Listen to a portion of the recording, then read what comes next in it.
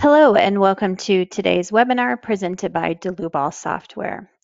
Today we'll be working in our structural analysis and design software, RFEM. The topic for today's presentation is geotechnical soil structure interaction in RFEM 6. My name is Amy Heilig. I'll be your presenter. I'm the CEO of our US office, and I'm also a sales engineer located in Philadelphia, Pennsylvania.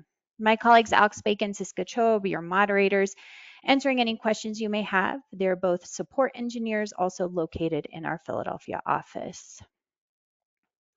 We always want to encourage everyone to ask questions throughout this presentation. You can do so within the GoToWebinar dialog box as shown here. We'll do our best to get to all the questions, but if by chance we don't, we'll certainly send you a follow-up email afterwards. So we'll quickly go over the content that I do want to cover over the next hour today. We'll give a brief introduction to the geotechnical analysis add-on for soil structure interaction available in the program RFEM 6.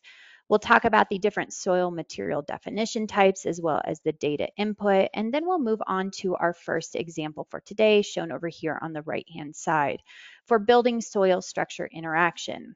We'll talk about how to input topics like boreholes and to generate our soil massif for our 3D soil solid.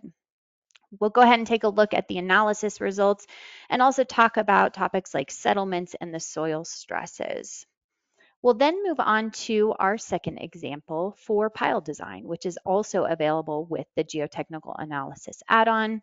We'll take a look at the pile input and of course run the analysis and how we can quickly generate a load displacement curve for the pile element.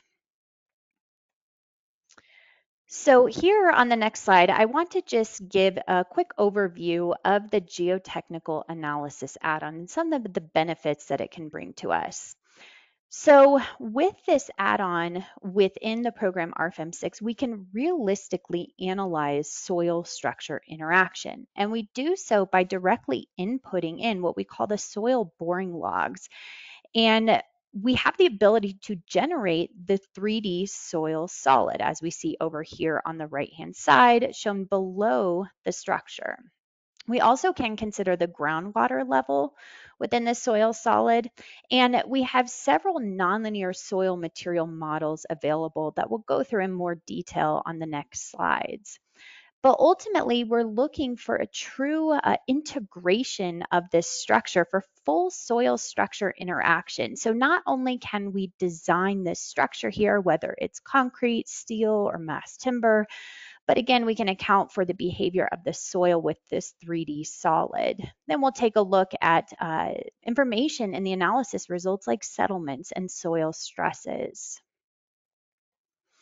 So we might be wondering, why would we want to use this geotechnical analysis add-on as opposed to a more simplified approach where maybe we have a slab type element and typically we're used to in any FEA program just applying a spring support stiffness to the base of this element. Well, in comparison, the geotechnical analysis, as we just discussed, will generate this 3D soil solids instead, as we see over here on the right-hand side.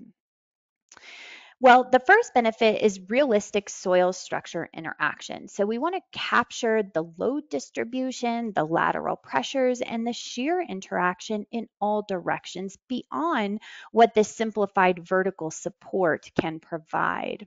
We also can account for the nonlinear and layered soil behavior.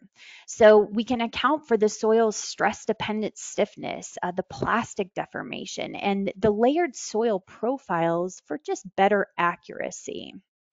We can also accurately predict topics like settlement and deformation. So with the soil solid, we can capture differential settlement, lateral spreading, and localized failure just much more effectively than this simplified approach. Carrying on to the next slide here, we have a few more points, including the advanced soil material models. So we have 4 material models available to us here that again we'll discuss in the next slide. So highly nonlinear material models available within this add-on. We can also couple the soil structure analysis. So not only can we analyze the foundation, but in the same file, we can analyze the soil behavior together, accounting for realistic load redistribution. So again, that true soil structure interaction. So all in all, we're going to have a better approach for complex geotechnical scenarios. So this is going to be ideal for deep foundations. We can even account for excavations or variable soil conditions where simply these surface springs fall short. So on this next slide, we do have a few modeling tips when we're talking about this 3D soil solid. The solid dimensions should be adequately defined when we compare this to the structure's dimensions. And this is an image taken directly from our online help manual here in the upper right-hand corner, where our structure is going to have the dimensions A and B. So therefore, these are the starting recommendations here for the size of our soil solid. But we highly encourage you to carry out what we call an edge distance results study. So ultimately, this may be the starting point, but perhaps we can decrease the size of this soil solid. That's going to generate a much quicker analysis, the smaller that this solid is within an FEA program, but we want to see less than 10% changes in the stresses at the boundary surface. If we continue shrinking the size of this solid model and we're seeing higher changes in stress at these boundary surfaces, then we know that our soil solid is not big enough. So we probably want to increase that size, again, to get accurate results here in comparison to the loads that we will apply to the structure as well as the size of the structure.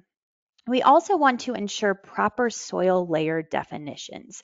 So with these complex nonlinear soil materials, the stiffness is going to increase with the depth. We want to ensure with topics like our borehole input that we are adequately inputting in the materials, the material properties, as well as the depths of these soil borings.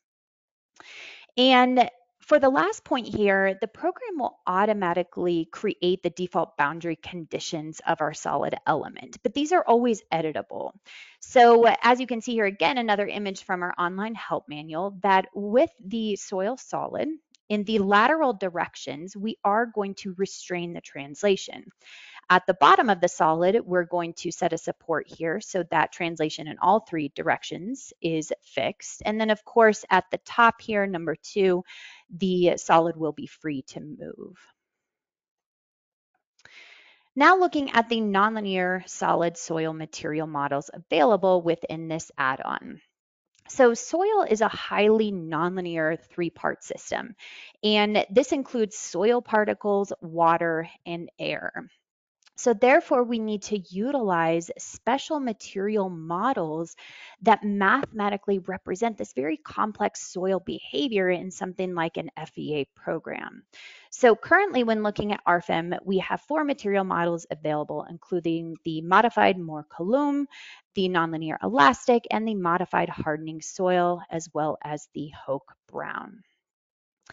So now we will investigate each one of these material models. I think it's important to have a fundamental understanding of which each one of them can provide and maybe the best scenario to use this in your model. We'll begin here with the modified Mohr-Coulomb.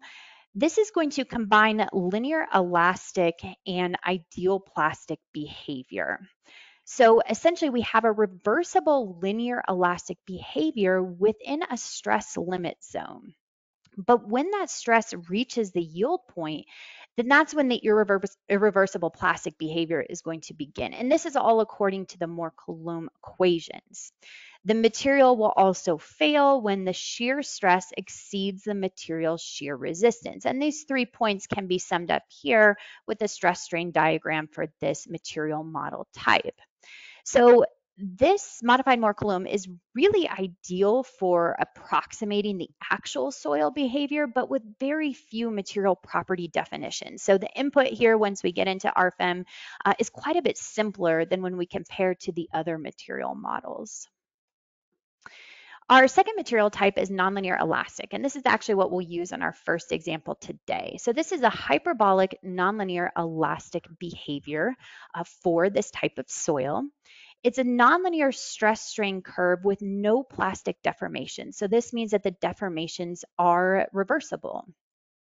This does have a stress that is dependent on the stiffness. So the higher the stress on the soil, then the higher the stiffness that it's going to provide. However, the stiffness is load path dependent, with the unloading and reloading stiffness is actually going to be higher than the initial loading. But it does not simulate plasticity or material failure. Again, just looking at the differences here with the stress strain diagram on the right-hand side. So this is really ideal to represent soil behavior under vertical loading with very minimal horizontal displacement. The third material type is a modified hardening soil. So this is an advanced elastoplastic soil model for nonlinear soil behavior. And for this one, we have elastic behavior soil stiffness that varies with the stress level for both the odometer and the triaxial stress strain responses. And again, we have two separate stress strain diagrams depending on the different conditions applied here. When the stress reaches the yield point, the elastoplastic with double hardening behavior will begin.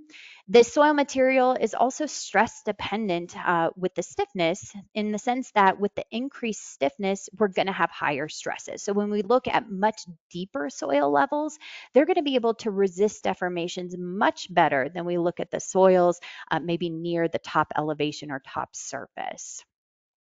So this can provide more realistic predictions compared to the simpler, more Coulomb model, and is really ideal for soft or over-consolidated soils. And finally, we have the Hoek Brown. This is going to combine linear elastic and ideal plastic behavior, but it's going to be specific to rock masses. So we have reversible linear elastic behavior within a stress limit zone. And this is all going to sound very familiar because the stress strain diagram, as you see, looks very similar to the more Coulomb. But when the stress reaches the yield point, we have irreversible plastic behavior, but this time it's going to be according to the Hoek-Brown equations. So this relates max and min principal stresses, capturing that nonlinear behavior of rock. So therefore, it's going to be ideal then to use this soil material type for modeling jointed rock masses where the strength decreases due to fractures. Okay, so we are finally ready to get into our first example today. When we do create a new model in RFEM, we are presented with our base data dialog box that we see here. And for those of you joining us today who are not familiar with the concept of our program, RFEM 6, RFEM is the base program. This allows us to fully model a structure. We have access to all the materials, the cross sections from all the various standards. We can load it and get a full static analysis. But under this second tab are all of the additional add-ons that we have available. So today, of course, we'll be focusing on our geotechnical analysis add-on that's activated here, but it's entirely possible if we wanted to also design this structure utilizing the design add-ons such as the concrete design. We could carry out the member and surface reinforced concrete design according to the ACI or the CSA standard. So once we have defined this information, we are presented here in the main program. And I have already modeled this concrete structure, as you can see here, with surfaces and member elements, and the material is 4,000 PSI concrete. I also have applied a few loads directly to the structure. So using our dropdown up at the top to select here the dead load case, we'll go ahead and turn on the display of the loads. We have here just a general surface load at all three levels. When we look at the live load, same concept with a slightly different magnitude. And then we have a snow load. So all vertical gravity loads for today's soil structure interaction. Now, in addition to the material defined for this structure, I went ahead and also defined the materials here for our soil. So let us take a look at that in more detail within the material dialog box. Now, the first thing to know that when you do create a new material, we want to set the material type to soil. And this is only available because I have activated that geotechnical analysis add-on. Well, if we prefer, we could visit our library here and use our filters on the left to select the soil option. And we have a few soil input options that exist here that we could certainly use as a template. We'll continue adding more materials in the future as well. So we could bring those into this dialog box and again, use it as a template option if we'd like. Now, alternatively, we could just define all this information from scratch as well. But once we've defined the material type to soil, you'll notice here the material model. And here are those 4 different material models available that we went through within the PowerPoint slides. For today's example, I'm going to utilize the nonlinear elastic material. And I went ahead and put in the specific weight. Notice that you can specify here the drain specific weight versus saturated because we can input into the program where the groundwater table is located. Under the second tab is where we have additional information that is specific to our material. So perhaps we got this from the geotech engineer or we got this from the soil testing directly, but this is information that we are going to need input into the program. So I have 4 different soil materials here, including a filling, we have a sand, we have a till, as well as another sand material. Again, all nonlinear elastic, but the material properties are going to vary slightly. So once we have input in all of our materials, we're ready to create our first borehole.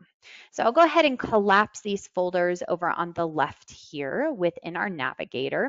And you'll notice that we have the geotechnical analysis folder. And again, this is available because we've activated that add-on where we can right click here to create our first borehole definition.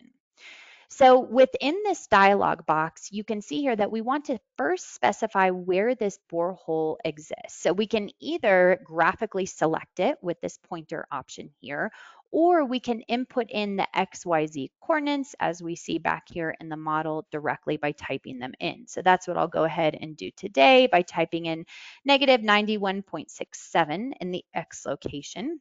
This will be 70.67 in the Y, and in the Z direction, this is going to be negative 0.5. So notice I am not placing this at the 0 elevation, which is where the foundation of my structure is located. I'm placing this 6 inches below the structure. And there's a reason for this that will come into play a little bit later on with what we call surface contacts, but just keep that in mind.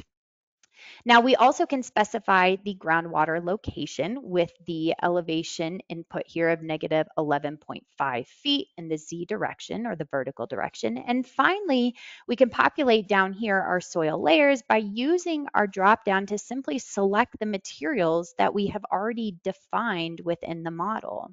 So I'm selecting all 4 materials that I have input in.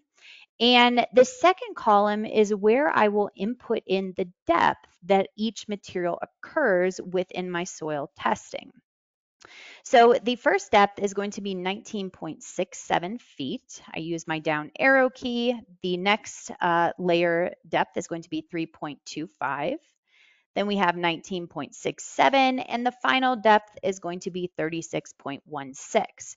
So we get a nice overview here of the elevation of each of the different soil materials. We can even see where the groundwater level is located as well.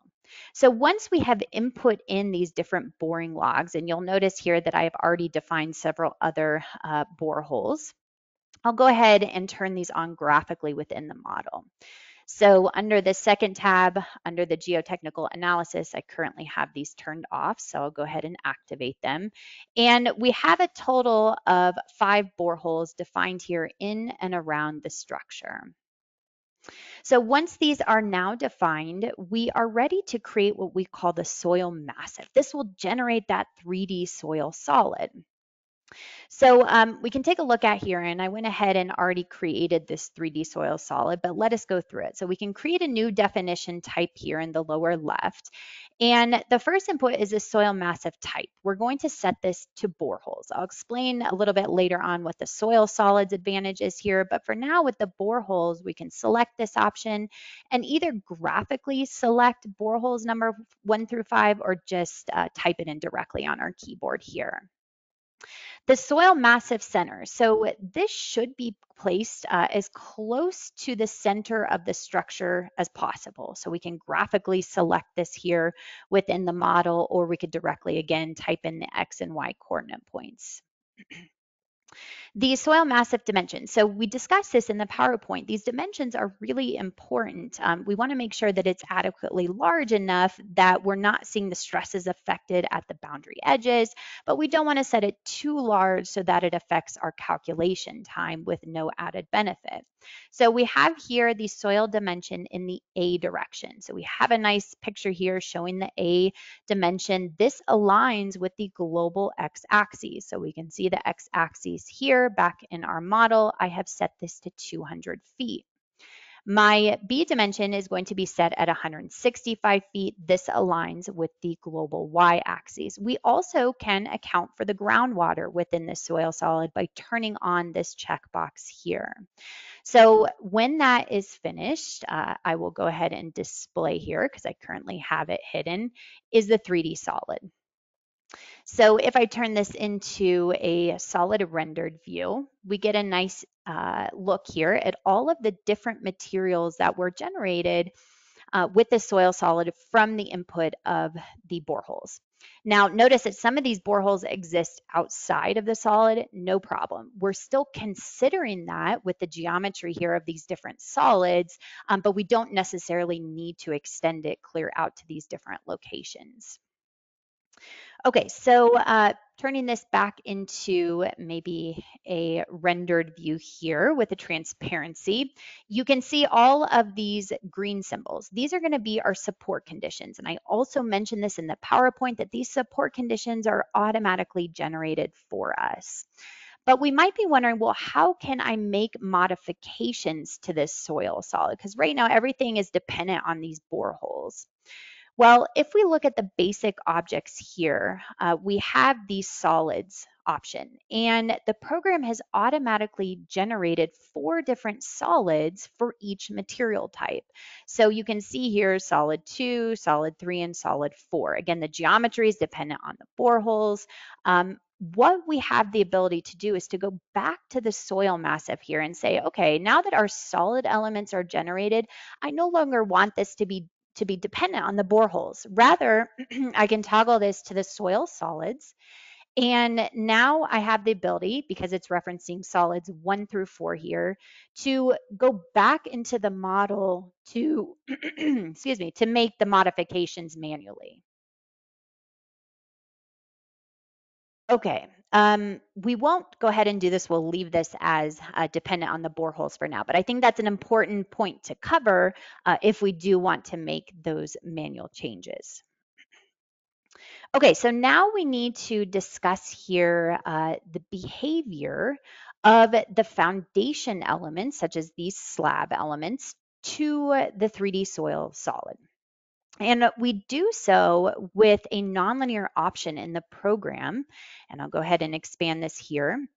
Under the special objects, we have what we call a surface contact.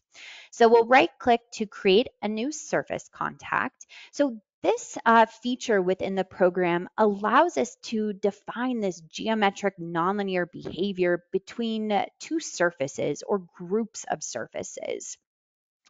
So the first surface that we want to select here is going to be the top surface of my 3D solid that represents my soil. So surface number 1. The second surface, I want to define the behavior here with this slab on grade as a portion of my structure. The third input in option here is a surface contact type. So with this option, we have the ability here to define the behavior of the contact perpendicular to the surfaces. And we've set this in the dropdown to fail under tension. So if we have tension between these 2 surfaces, we're not going to see any force transmission. But in compression, we'll see the 2 bearing on one another. Now, contact parallel to surfaces, so we're talking about the shear behavior. We have set this to fail if the contact perpendicular to the surfaces fails. And there's some different options you can select from here, but for example, today, this is adequate. So once we have input in this option, we click OK. That surface contact is defined. I also defined here a second surface contact. This is going to be for the grouped surfaces here for my isolated footings at the base of my column. You can see surfaces 18 through 21. And my surface number 1 here is again going to be that top surface of the soil solid with that same nonlinear behavior defined. So the reason why, again, I set the soil solid 6 inches below the foundation elements is because surface contacts cannot be in the same elevation. The program will give you an error. So I set the soil solid 6 inches below the foundation in the vertical direction because my foundation elements are 12 inches thick. So I considered half the thickness of these elements to again set that soil solid 6 inches below this elevation. Okay, the final thing to check here is the FE mesh settings before we move on to the loading. So under calculate mesh settings, and we talked a little bit about this in the PowerPoint here, but the target length for the finite element. So this 1.5 feet is going to refer to the structure element itself. And maybe we want to increase this here to something like 2 feet, just for a slightly quicker calculation. Should be worth noting too that you can always apply mesh refinements at specific surfaces or specific locations if you'd like. But notice that we have a 4th tab here for solid. So this solid element for soil has a completely different input for the FE mesh. That typically is going to be much larger. Again, we want to take into consideration maybe something like an FE mesh study that we want to set the FE mesh large enough so that we're not really slowing down the calculation. But if we set it to something too large, then we're going to get inaccurate results. So we want to kind of find this happy medium here. So maybe for this example, I'm going to reduce the soil solid FE mesh to something like 6.5 feet. All right, so now moving on to the loading. We'll open our load cases and combinations dialog box. We already saw that we have applied the dead load, live load, and snow load to the structure. And now you'll notice that the program has automatically created this 4th load case for us for the self-weight of the soil solid. So this was automatically generated with the Geotech analysis add-on activated. If we go back to this dead load up here, we are also considering self-weight, but this is for the structure, not the soil. So it's really important now that we address these static analysis settings when we are integrating this soil structure interaction. So let's take a look at these settings here. So by default, the program has the load cases set to a geometrically linear analysis. Perhaps maybe we want to increase the load increments to 4 here for a slightly more accurate calculation with these nonlinear materials. So this is perfectly fine for load cases 1 through 3, but we actually need to make a copy of this static analysis setting.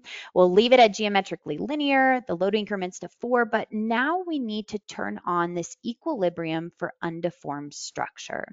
This analysis setting is going to be specific for the self-weight of the soil load case number 4 here. So what exactly is this checkbox doing? Let us go back to the PowerPoint where I can explain this further. So this all refers to the initial state considerations of our soil. We want to account for the soil self-weight before the construction begins. So we're talking about adding in the structure self-weight. We're talking about before we add in the dead, live, and snow to the structure itself. So we want to calculate the soil self-weight in this initial load case, but here is the complex topic related to this, that this starting point, so I'm going to refer here to the stress strain diagram. This starting point is going to be this blue dot here. This is where we are now going to apply the additional loads to the structure, such as the dead, live, and snow. Well, we want to account for the soil's initial stress state and stiffness. So that's what we're doing here within this blue area, again, before we apply those additional loads. But we want to focus on the deformation resulting from the new loading. Again, this is the structure's dead, live, and snow loads, rather than the initial deformation from the soil self-weight. We want that deformation to start at 0, but while still considering the initial state of the soil for stress and stiffness. So that's why we enable this load cases equilibrium for undeformed structure within that analysis type. So we'll go back to the PowerPoint to ensure that this option is turned on here. We click OK, and then in our dropdown, we need to make sure that load case number 4 has this new static analysis setting activated here. Now, it really doesn't make a whole lot of sense to solve these other load cases here without considering the self-weight of the soil, so we can just go ahead and turn those off. But rather, we want to combine all these loads within the load combinations themselves. So we jump here to what we call the Design Situations tab. Now, design situations are automatically created by the program according to the ASCE 7 or the NBC standard. And all this is doing is creating this first design situation for our factored load combination. So grouping those load combinations together. The second design situation that is created here is our ASD load combination. So again, just kind of grouping together those unfactored load combinations from the ASCE. Now, for today, I'm not so interested in factored load combinations. We'll go ahead and turn those off, but we will go ahead and take a look at the unfactored load combinations. Now, before we jump to this load combinations tab, we do want to make some modifications here within the combination wizard itself. So we go into this definition here, and by default, everything's set according to a second order analysis. Well, I'm going to instead utilize this second default option, or I can make changes to the first input by utilizing that geometrically linear analysis. So this is the same static analysis settings that I just set for the load cases 1 through 3, nothing special there. But what we need to do is to turn on this initial state option, and we get a new tab here. So we want to consider the self-weight of the soil solid again as an initial state before we add in these other loads into the load combinations. Back to the PowerPoint, we're accounting for the soil self-weight that's going to modify the soil stress, the stiffness. That's our starting point. And then we add in these other loads from the structure. So once this is defined here, we need to make sure in our dropdown we select it, and then we can jump to the load combinations tab. So here are our unfactored load combinations listed, and you'll notice that each one of them has the initial state already activated because we made that change directly within the design situation. Now, I would suggest, because this calculation may take a little bit longer due to the solid, that we focus on maybe just a few controlling load combinations rather than solving for all of them. So for today, I'm going to focus on load combination number 4 here.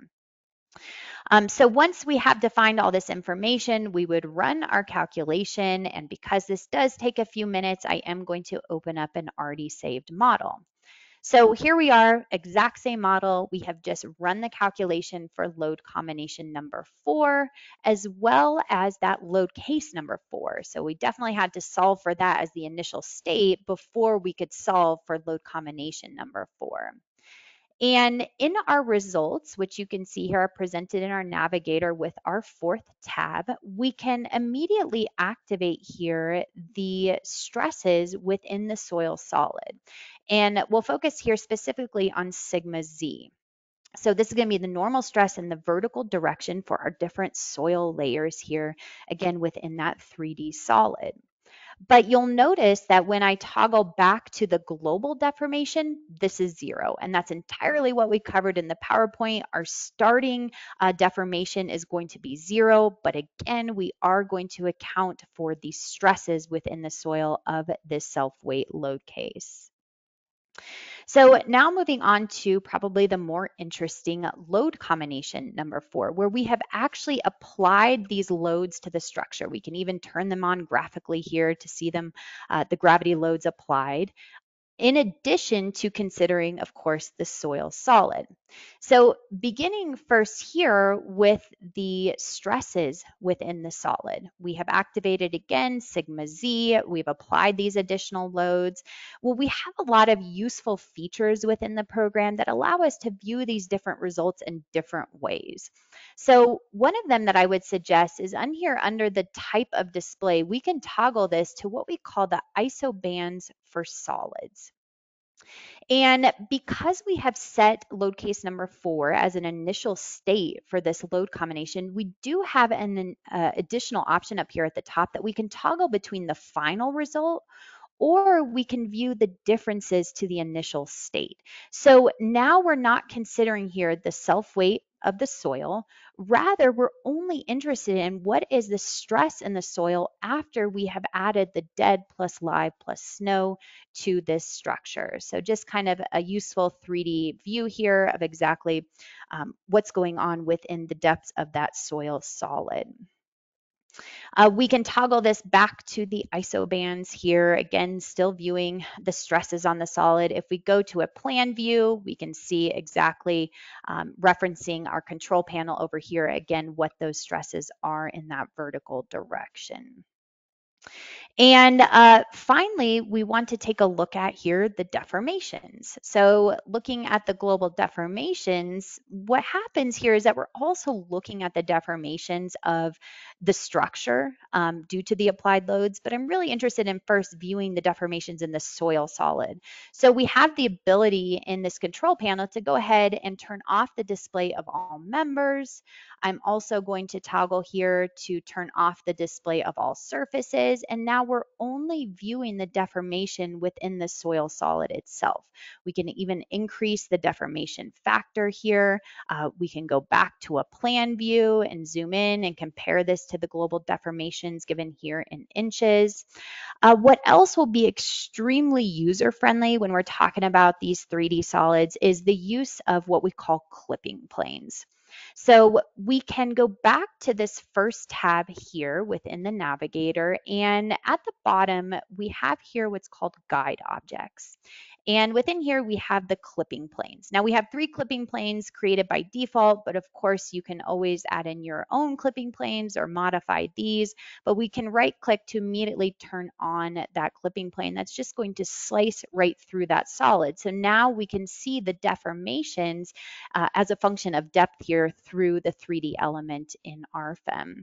We can also take this clipping plane and slide it back and forth here. Another nice trick is that if we hold down the control key and we slide our clipping plane, it will actually move in 1 foot increments as well.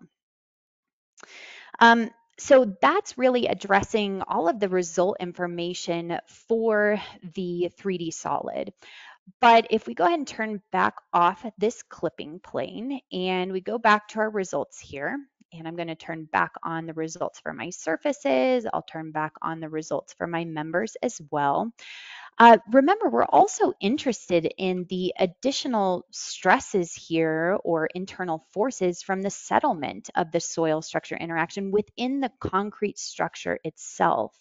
So what we can do here is to activate either the member internal forces or the surface internal forces. So for example, taking a look at here, the MX forces in our concrete surfaces or MY, and we can also toggle between here the final result, and I'll go ahead and turn this back so that we can see the values here of our bending forces within the surfaces, or the difference to initial state. So we should see slightly higher internal forces, internal stresses, or whatever it may be with our results of our structure due to the settlement of this soil solid as well.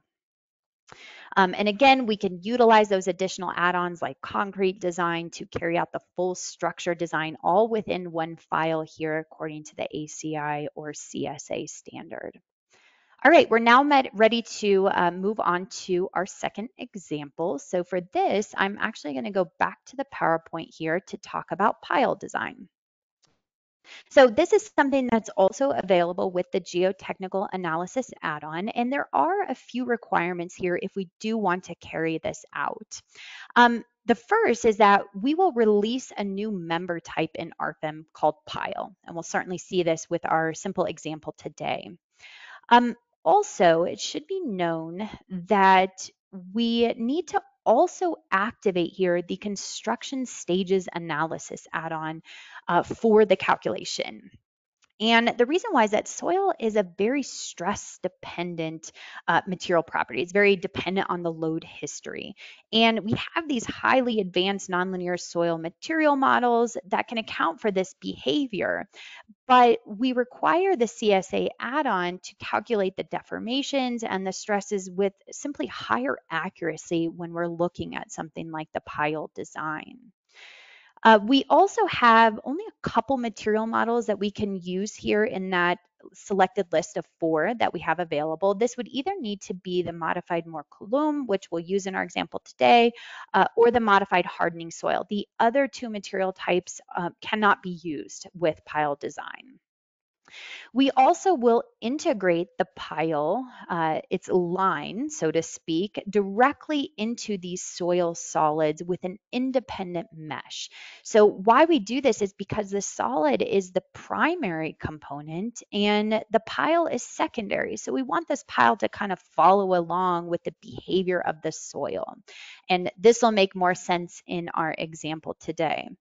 The FE mesh length for the soil solid. So we talked about the FE mesh in example number 1. We want to set this to approximately the pile diameter. So that's just kind of the rule of thumb here with our 3D soil solid. The pile result element length, we want this to correspond to the size of the 3D soil element, which inevitably refers back to the pile diameter. This is also controlled in the mesh settings. We set this under the number of divisions for special members. Again, this will make more sense with our example once we get into it. Okay, so we will jump to our model here, and I already have generated in this model the 3D soil solid. The reason why is because we've already covered the basics in example number 1, so we don't need to go through these in detail again, but I will just give a quick overview here, and maybe we turn this to a solid rendered view. So for my materials, again, very simple example today. I've applied here 2 soil materials, maybe one for above the groundwater. This is going to be the modified Mots-clés material type. Again, it can also be the modified hardening soil, but with pile elements, we cannot use these bottom 2. I've input in the relevant material properties as well as under the second tab. You remember from the PowerPoint way back when I talked about the Mots-clés being a little bit simpler than the other input options with the material models. You can see why here. And then I have a second material just for below groundwater, maybe with modified soil property input. So once we've defined this, as we saw from example number 1, we would jump here to the borehole definitions. And you can see here that I have one very simple borehole for today defined directly at the origin. I did define my groundwater elevation at negative 11.5, and I have those 2 soil materials populated here in my table with the relevant depth. So again, nothing new here. If I turn this to a rendered view, we can see that borehole right there at the origin.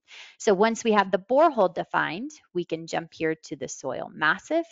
And I'm referencing borehole number 1. I place the soil center, the soil solid material just right here at the origin point.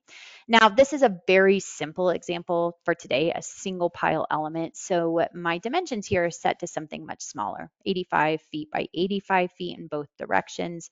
And I'm also accounting for the groundwater. So again, we see that soil solid generated here. The next step is to draw our pile element. So the first thing I'll do is to go ahead and turn off the display of my boreholes graphically. And we create a new member element. And I am using my quick tools up here at the top to create a new single member perpendicular to the work plane. So when I select this, we would need to set here the member type. So as I mentioned in the PowerPoint, when we activate here the geotechnical analysis add-on, we have a new member type called pile. Well, under the second tab, this is where we specify the cross-section and material. So I have already defined here a 50-inch diameter, 4,000 PSI cross-section that I will apply to the pile, but keep in mind it doesn't necessarily have to be concrete. It could be a steel pile or any other shape that you see relevant.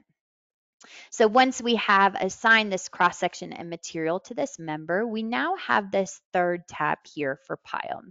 And this is where we input in the pile resistance type. So we create a new definition here. Now, this input is just going to refer to the resistance parameter. So up at the top for this pile element, we're going to input in the skin friction or the resistance along the pile shaft. And down here at the bottom is where we're going to input in the end bearing capacity, or what's the resistance at the pile tip. Now, this information is always dependent on the soils that we have. It's dependent on the geometry of the pile. My colleague gave a great webinar previously that you can refer to where she goes much more into detail on how to calculate this information. For today's example, we'll assume that we have calculated all of this outside the program, and we can directly input in here. The shear strength at the start and the end will be set to 1.25 kips per square foot. Okay, so moving on to the shear stiffness, we have here the input options that I will set to 3916 KSF at both the start and the end. And finally, we have the base resistance axial strength, which we're going to set as 22.35 KSF, and the axial stiffness is going to be set at 835.1 kips per foot. Okay, so now that this information is set, we click OK, and we're ready to draw this element graphically within the model. So I'll turn this to a wireframe view, and I'm going to set the member length here to 31 feet. Now notice if I try and snap here, the pile is in the wrong orientation. We can quickly use this button here to reverse that. And then I'm just going to input in here by selecting directly at the origin point my pile element. I'll go ahead and turn off a couple other things here.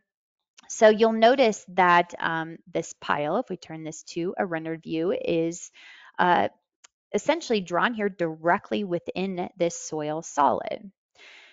So I also covered in the PowerPoint the importance of integrating this pile in the solid. So we have to do this within the solid element itself. So we go back here to the basic objects. And again, because we've created that soil massif, the program generated two solids for us based on our materials. And within these two solids, we can simply double click to edit it. We need to add in this option, integrated objects. And we get a new tab here where I can tell the program to integrate this line as an independent mesh for my pile. And I can graphically select this line element in the model, line number 57, and I click OK. I'm going to do the exact same thing for the second soil solid. I'm going to integrate this here, and maybe this time I just directly type in line number 57 and I click OK. All right, so one more thing to do here before we move on to construction stages is to apply some type of load to the pile element. So going into our load cases and combinations, we have here both the self-weight load cases that are automatically generated by the program. So we have the self-weight of our structure or our pile element, and we also have the soil self-weight, just like what we saw in example number 1. Well, I'm going to create a third load case here that we will call live load, and we will modify the action category according to the ASCE 7 within this dropdown to live load. And I click OK. I go back to the model here where I'm going to apply a simple nodal load. So we're under the load case number 3 for live here. I apply a downward force of negative 375 kips. I can graphically select this point here at the origin. And once we click OK, we see this load applied here at the top of our pile. All right, so as I mentioned before, we do need to activate here the construction stages analysis add-on, and we do so by going back to our base data dialog box. The construction stages analysis can be activated here. And once we click OK, we're brought back into the program, and I'll go ahead and collapse most of these folders. We now have a new option to define the construction stages. So the CSA add-on is exactly as it sounds. We can create these different construction stages, maybe where we activate different elements in each stage, maybe we vary the loading in each stage, and that's going to be required for this pile analysis. So the first construction stage, I'm going to give it a comment down here that this will be the initial phase. And with this initial phase, we want to activate all surfaces and solids within the model. And this is really just specific to our soil. So we want to activate all solids, that's just solids 1 and 2, but we're also activating the surfaces because remember, these surfaces have these boundary conditions here, these restraints that we need to consider. So that's really all that's required within this initial phase. What we will do in just a minute in the static analysis settings is we want to convert this to a linear elastic material. But that will make more sense once we get to it. So we create our second construction stage here, and this one is going to be the kneel phase for our soil. We have no modifications here, no changes compared to the previous construction stage. We're still just looking at the soil solid, but once we get to our static analysis settings, we will convert this to a very highly nonlinear material model. The third and final construction stage, so we'll go ahead and create a new construction stage definition here, is where we want to activate both the pile and load phase. Now, as far as the construction stages, we're going to activate here the member, and we go ahead and click all members. It's only member number 1. As far as the loading, we'll activate this when we get into the load cases and combinations. So here are our 3 construction stages. That's all that's required with this specific input, and we click OK.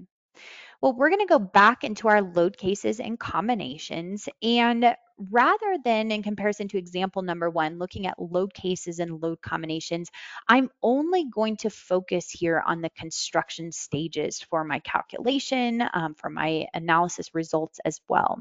So therefore, these 3 load cases, I don't need to solve for those. They still exist in the model. I just don't need to run a calculation for them. It doesn't make any sense to run those alone. Again, no load combinations defined here. We're purely looking at the construction stages. So here are the 3 that I listed. And now we need to assign here both the loading as well as the static analysis settings. So the first is that initial phase, and we go in here to take a look at the static analysis settings that I've already set. So geometrically linear, maybe we only have 1 load increment, that's fine. Nothing else really special about this particular static analysis. But what we do want to create is a structure modification. With this, we can create a new definition type here where we can deactivate the material nonlinearity, but only for this initial phase. So we're going to convert this soil material just to a simple linear elastic material type, and we click OK. So now this is selected here again only for construction stage number 1. Looking at construction, and actually one more thing to mention here is our loading. We want to consider here the soil self-weight only. Not necessarily the live load or the self-weight from the pile quite yet. We'll do that in the last construction stage. So looking at construction stage number 2, we want to take a look at the static analysis settings. I've already created this. This is a geometrically linear analysis, same number of load increments, but we're going to activate here that special setting we talked about, the equilibrium for undeformed structure. We're accounting for the stress and the stiffness of the soil, but not the deformation before we apply those additional loads to our pile element. So once we have defined this, we select it here in our dropdown. We are going to not activate that structure modification because we convert this back to a highly nonlinear material. Under the load cases, we're still just accounting for the soil self-weight, so nothing to do further here. And now we're finally ready to activate the pile member and the loading. So looking at these static analysis settings, I've created this third definition here, geometrically linear, but notice that I've set this to 10 load increments. So we will slowly ramp up the loading up to 375 kips over 10 increments. And we have the ability to save the results of all of these load increments together.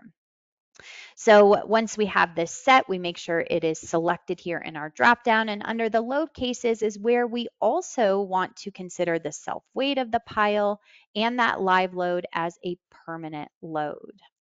So we're finally ready to run our calculation for these three construction stages. We could click calculate all. And of course, for the sake of time, I will refer here to an already saved model with these results. So once the calculation is run, this is what we would be presented with. And we're probably most interested in this final construction stage. We've applied this 375 kips. We have our pile activated in here. And now under this fourth tab, we can view the global deformations. And perhaps we want to look at these in the vertical Z direction.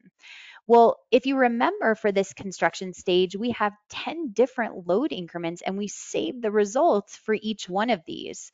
So what's kind of great is that we can cycle through these different load increments as the load gets higher and higher so that we can see how the deformations are changing within the soil solid.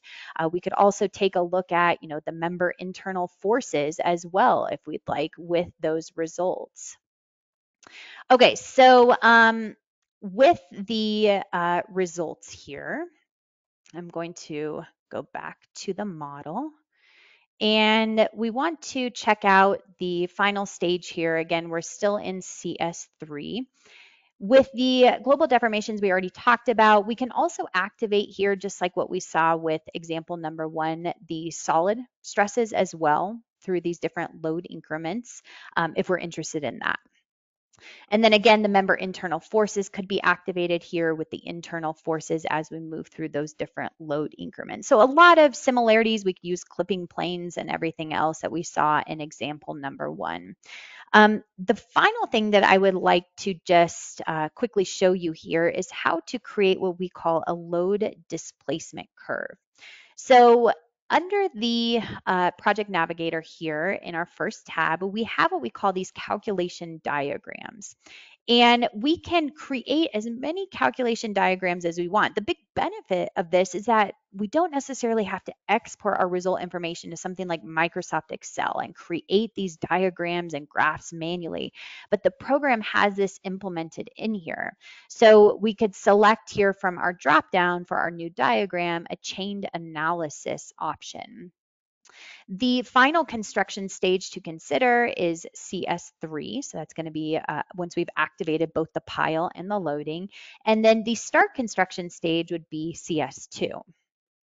Well, within the horizontal axis drop-down options, you can see all the different options that we have available to display here, but perhaps we choose something like maximum deformation in the global Z direction.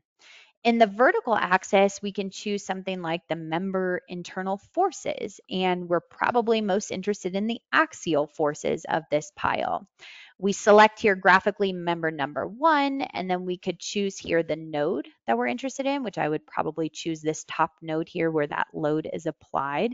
And this diagram is automatically generated for us. We could add it to our printout report. Again, we could create multiple diagrams here, and this would probably look a little bit more interesting with a more complex model. Maybe we have more construction stages where we have different loading varying through the stages themselves, but this is just a quick example to quickly show this to you.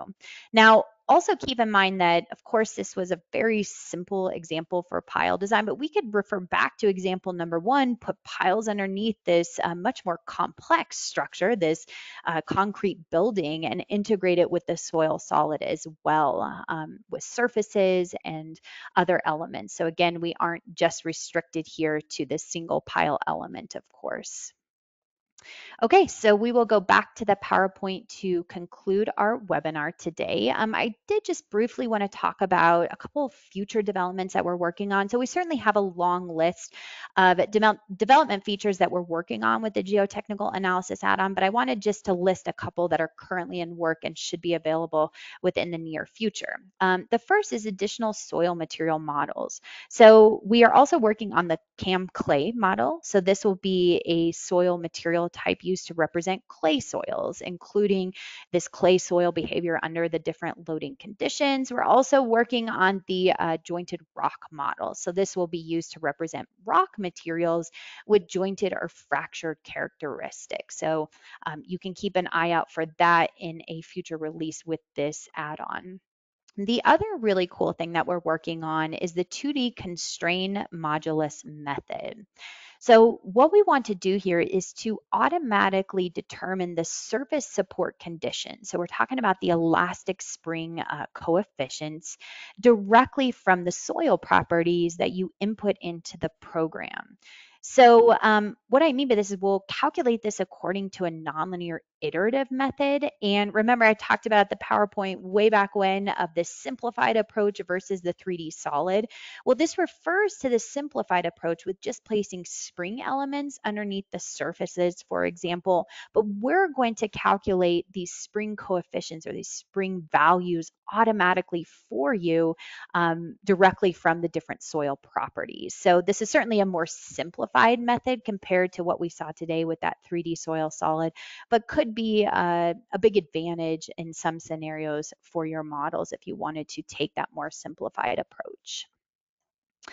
Okay, so if you liked what you saw today, you're interested to learn more about RFEM, the Geotechnical Analysis add-on, or any of the other products that we offer, it would be great if you reached out to our sales team. We'd love to set up an online demo, an online meeting with you. You can utilize the QR code here. This is also available in the PowerPoint that I've attached to the GoToWebinar, or just directly access our website at dlubal.com, and you can see our contact information down here at the bottom of our screen for our Philadelphia office.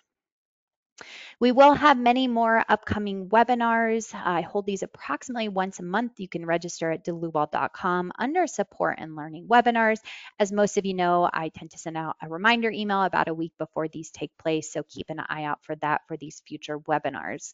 PDH certificates will automatically be emailed to all participants who were here for the full presentation. So this is a requirement of the states that we are pre-approved providers, that you are here for the full 60-minute duration in order to receive that PDH. And if you watch with a colleague or you watch in a conference type setting and you yourself did not register for this GoToWebinar and you are wanting PDH, you'll need to request that at the email address shown here, info-us@dlubal.com. Just let us know who you watched it with and we can certainly issue that PDH. So again, if you yourself did not register and you're wanting the PDH, go ahead and send us that email here. And with that said, I want to thank everyone for attending today. And as always, we hope to see you at the next one. Thanks so much.